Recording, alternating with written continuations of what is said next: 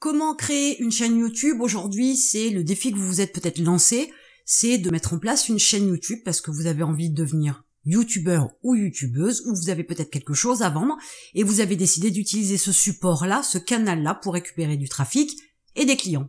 Alors avant même de vous lancer dans la création d'une chaîne YouTube, il y a quand même plusieurs choses à préparer au préalable et c'est ce que je vais voir avec vous pour que vous puissiez ensuite monter très rapidement votre chaîne et mettre en ligne vos premières vidéos. Alors la première chose qu'il faut décider, c'est effectivement le sujet, l'idée, la thématique de votre chaîne. Si par exemple vous avez envie de faire une chaîne de divertissement, il faut que vous soyez très clair avec vous-même.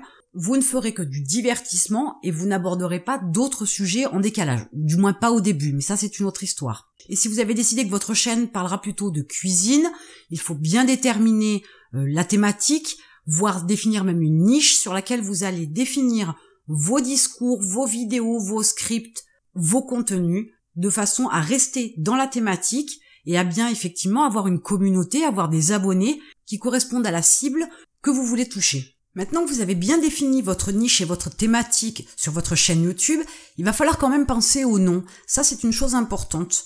Pourquoi je vous parle de choisir votre nom après avoir choisi la thématique? Parce que quelquefois, on peut partir par exemple sur une idée de cuisine et en réfléchissant un petit peu et en déterminant une niche ou du moins une cible plus précise, on s'aperçoit que la chaîne prend une autre tournure, prend un autre chemin. Là où on aurait pu appeler la chaîne la cuisine française de Nicolas, finalement la chaîne pourrait s'appeler les douceurs de Nicolas. Dans ce cas-là, on est sur une autre approche, peut-être axée plus pâtisserie par exemple, ou plus sucrerie du moins. Du coup, le nom est plus adapté. Mais pour moi, je trouve que c'est plus intelligent de réfléchir au nom de la chaîne après avoir bien déterminé sa thématique, parce que justement en réfléchissant, la thématique peut être peaufinée, peut être dans une niche beaucoup plus précise, et du coup, le nom de départ ne correspond plus. Du coup, on est un petit peu perdu. Donc, je pense qu'il est plus intelligent de définir le nom une fois qu'on a bien défini sa thématique, parce qu'on va aussi choisir des mots-clés, on va choisir une approche, on va choisir une marque, entre guillemets, pour la chaîne, qui sera bien en adéquation avec la thématique que vous aurez déterminée. Maintenant, il est temps de passer à la partie un peu plus visuelle. Il va vous falloir faire la bannière et le logo. Pour ce qui est de la bannière, donc là vous la voyez sur un écran PC. Le logo, c'est cette icône-là qui est placée ici. Donc vous allez utiliser par exemple canva.com ou Pixlr par exemple qui vont vous permettre de créer les images dont vous avez besoin pour les intégrer sur votre chaîne YouTube.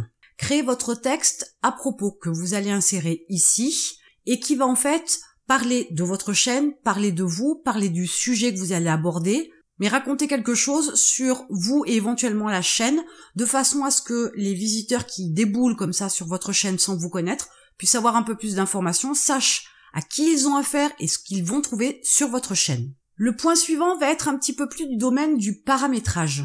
Dans une autre vidéo, je vous montrerai exactement où insérer toutes les informations que vous êtes en train de préparer.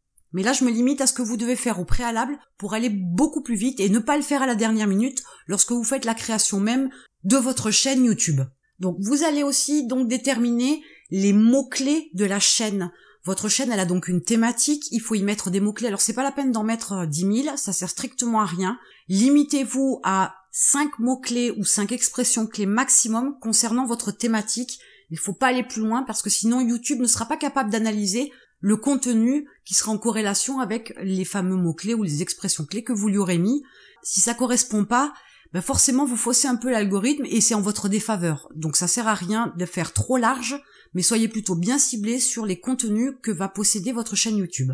Il y a aussi une partie où vous avez la possibilité de prévoir des hashtags, mais aussi des liens, et que vous allez insérer à chaque fois de manière récurrente dans vos descriptions. Par exemple, le lien de votre blog, par exemple le lien de votre page Facebook ou encore de votre compte Twitter. Mais tous ces liens-là, listez-les, ajoutez en dessous donc les hashtags que vous allez mettre de façon récurrente. Alors ça peut être déjà, le premier hashtag, ça va être par exemple le nom de votre chaîne. Le deuxième et le troisième hashtag, eux, seront peut-être plus ciblés sur le contenu de la vidéo que vous mettrez en ligne à ce moment-là. Mais au moins le premier, vous êtes sûr que c'est au moins le nom de votre chaîne ou votre nom et votre prénom, peu importe. C'est en fonction du nom que vous avez donné à votre chaîne YouTube, mais il y en a au moins un, c'est sûr, c'est celui-là. Après, vous pouvez très bien définir un deuxième et un troisième hashtag qui seront toujours identiques et mettre des hashtags différents ensuite en fonction du contenu des vidéos. Dans la partie plus importante de mon point de vue, c'est qu'il va vous falloir aussi avoir 12 sujets de vidéos, 12 idées de vidéos que vous aurez déjà travaillées, c'est-à-dire que vous aurez déjà établi les scripts, et dans un monde merveilleux, ces 12-là, vous les aurez déjà tournées, les vidéos seront déjà montées, elles seront prêtes à mettre en ligne. Ce serait intéressant d'avoir ça au préalable. Pourquoi ?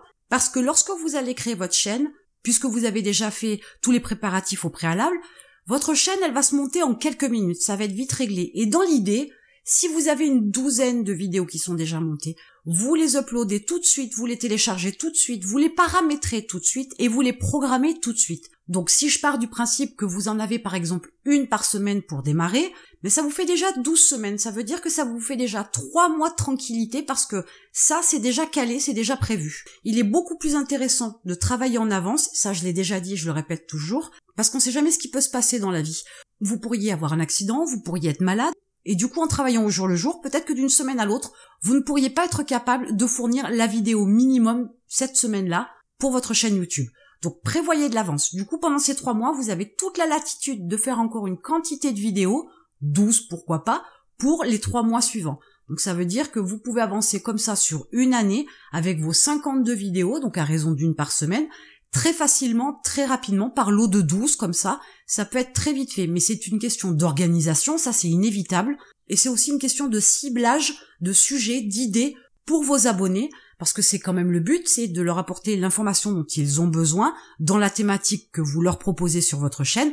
Donc là aussi, il va falloir faire quelques recherches concernant les idées, mais les 12 premières idées pour vos 12 premières vidéos, c'est très simple, ce sont des questions basiques que peuvent se poser vos abonnés, et auxquels vous pouvez répondre très facilement, sans faire de recherche, sans faire des scripts longs, pénibles et pointilleux, parce que vous avez les réponses tout de suite déjà, vous les connaissez, donc c'est beaucoup plus facile pour les 12 premières. Oui, tant qu'à faire, autant que vous le sachiez, les 12 premières sont faciles, même peut-être les 50 premières, voire même les 100 premières vont être faciles, mais à un moment donné, forcément, ça va être un peu plus compliqué, parce que vous allez commencer à penser que vous faites de la répétition, qu'il y a une espèce de redondance de certaines vidéos à d'autres, où vous avez l'impression de répéter les mêmes choses, et forcément c'est logique, parce qu'une question, on peut l'envisager sous divers angles, mais on peut avoir une partie des réponses en commun sur toutes les vidéos. Après, c'est qu'une question d'angle de vue sur le sujet de la vidéo.